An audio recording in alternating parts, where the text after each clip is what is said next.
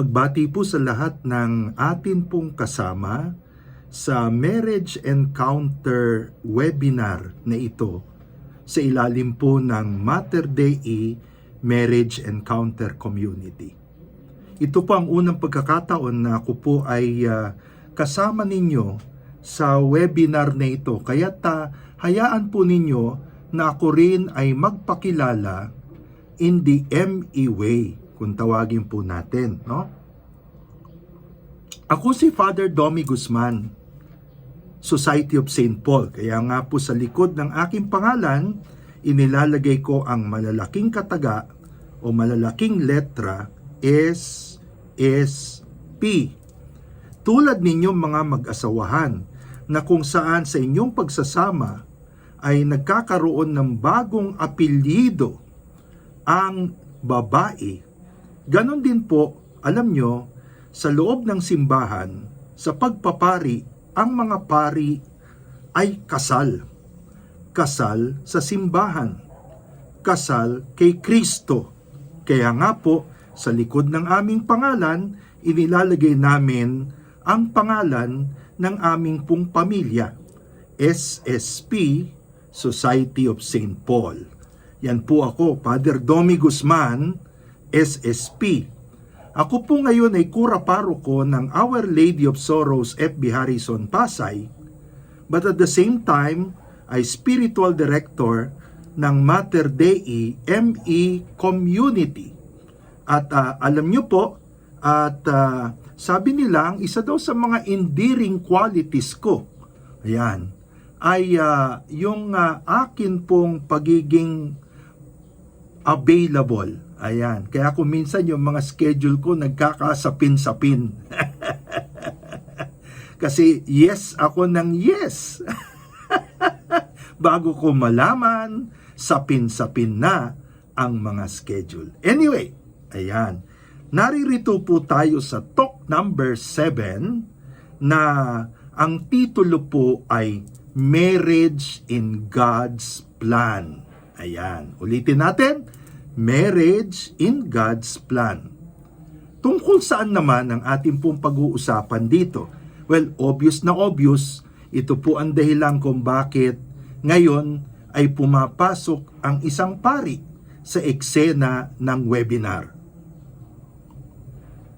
Nasabi na po sa inyo ng ating webinar sa Marriage Encounter ay merong iba't ibang baitang, I-stage, UNI stage, UI and God stage, UI and God and community stage. Yan po yung 4 na stages o baitang ng atin pong Marriage Encounter webinar. Sa talk number 6, ayan, pumasok po tayo sa ikatlong stage. UI and God stage. Di po ba? Kaya po ang title ng talk number 6 ay Openness to God's Plan. Ngayon naman po, dito sa talk number 7 na ito, gusto nating pag-usapan kung ang mag-asawa sa kanilang pagsasama ay naging bukas sa plano ng Diyos, tulad ng good soil. Maalala po nyo yung parable, no? The parable of the sower and the seed. Kung ang mag-asawa sa kanilang pagsasama ay good soil, naging open sila sa isa't isa. Naging open sila sa plano ng Diyos sa kanilang buhay mag-asawa. Ano ang laman ng plano ng Diyos? Yan po, no? Dito po sa talk number 7 na ito, meron pong 4 na puntos na dapat po nating maintindihan sa plano ng Diyos sa buhay ng mag-asawa. Iisa-isahin ko po ito, ipapaliwanag ko, at pagkatapos po niyan, maririnig po naman natin ang pagbabahagi ng ating presenting couple, ng ating team couple, kung ano sa paanong paraan kanila pong naranasan itong apat na bagay na ito sa plano ng Diyos sa buhay ng mag-asawa. Handa na po tayo. Number 1, sabi po sa aklat ng Genesis chapter 1, verse 26 to 27, ang babae at lalaki ay ginawa ng Diyos na kanyang kawangis, kanyang imahen. Therefore, ang unang plano ng Diyos sa buhay mag-asawa is a call for the couple na sa bawat isa, sila ay living image of God. Yun po ang una. Na ang mag-asawa, babae at lalaki, ginawang kawangis ng Diyos, sa isa't isa, you become image of God. Now, sa papanong paraan nagiging image of God ang babae at lalaki, ang mag-asawahan sa isa't isa? Palagi po nating naririnig, Deus caritas est. Ang Diyos ay pag-ibig. Ang Diyos ay pagmamahal. Therefore, yung pagmamahalan ng babae at ng lalaki sa isa't isa sa buhay mag-asawa, hindi lamang po pagmamahalan nilang personal sa isa't isa, kung hindi ito'y larawan ng love and care ng Diyos sa isa't isa. So dapat sa mag-asawa, yan po ang palagi nating tinatanong. Ito bang aking pagmamahal sa aking kabiyak?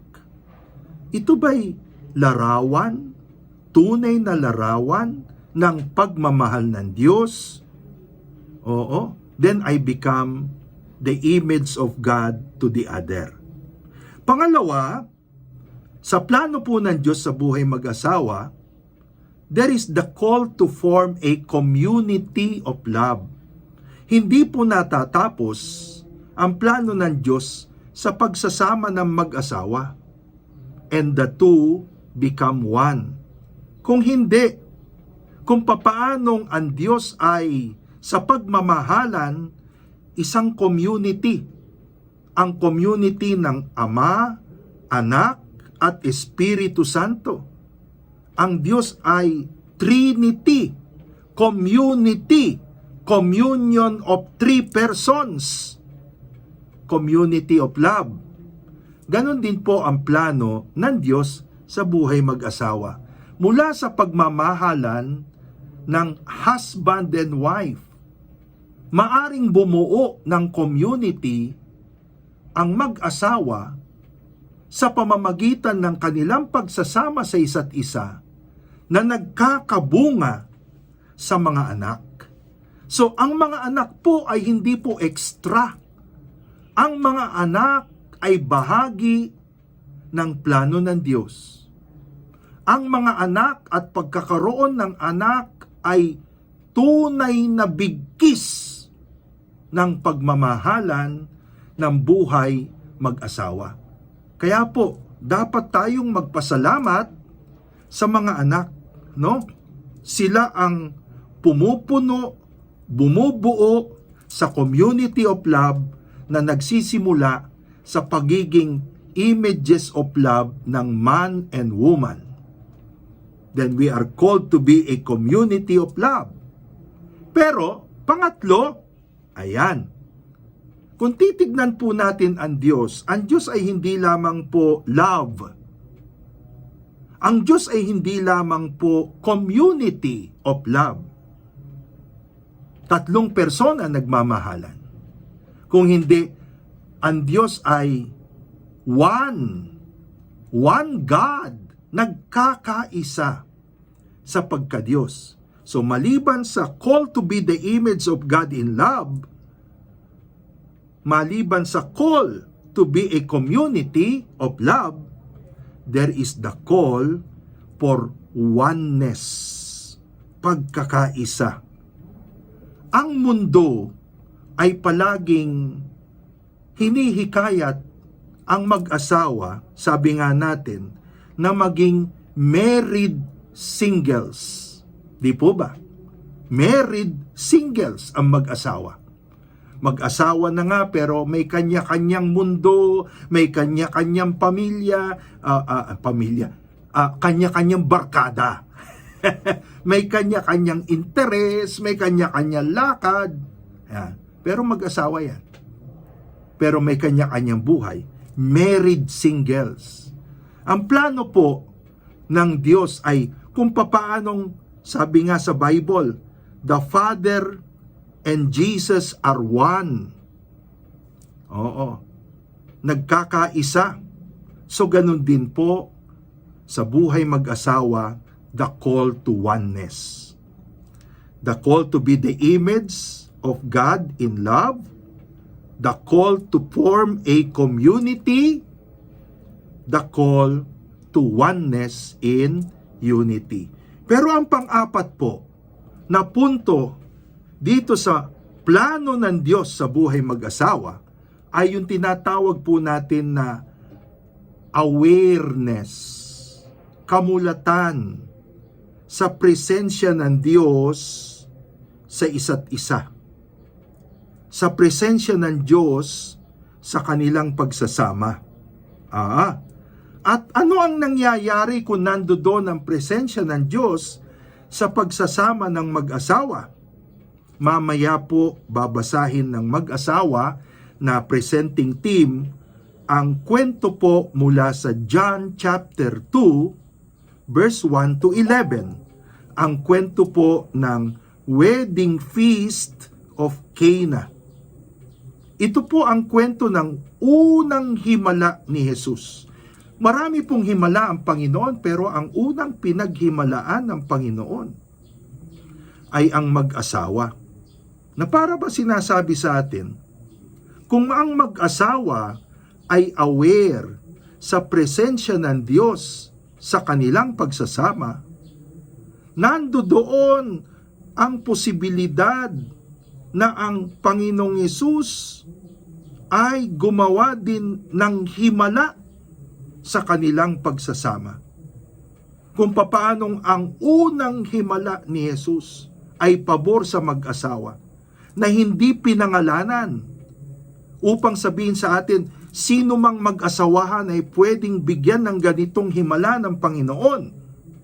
Then ganon din po ang pwedeng mangyari sa plan of God if you are aware of the presence of God to one another. Ang mag-asawa sa kanay ng problema, naubusan sila ng alak. Ang alak po ay napakahalaga sa kasiyahan ng wedding. Alam niyo, yung mga Israelita, mahilig yan uminom ng wine. Palibhasa, sila'y napapalibutan ng mga ubasan. Naubusan sila ng wine sa gitna ng ubasan. Kahiya-hiya, nakakalungkot, unang bahagi ng kasal. Pero sa pamamagitan ni Maria, pinuno ang mga jars of water at ang the best wine ay ibinigay hanggang sa dulo. So ganun din po sa mag-asawa. Kung open po tayo sa plano ng Diyos sa isa't isa, ang kwento ng wedding feast of Cana, the best wine until the end, ay pwede rin pong mapa sa inyo. Ano man po yung pinagdadaanan yung darkest moment, sabi nga natin sa marriage encounter, may mga darkest moment. And yet in that darkest moment, that can be your closest moment to one another. That can be your closest moment with God. Ayan, ano? So, yan po yung apat. Ngayon po, pakinggan po natin ang ating team couple sa kanilang pagbabahagi, paano nila naranasan ang apat na puntos na ito sa plano ng Diyos sa buhay ng mag-asawa. The call to be the image of God, the call to a community of love, the call to oneness, and awareness of God's presence, turning the water into the wine, the darkest moment into our closest, sweetest moment with one another. Narito na po ang atin pong team couple.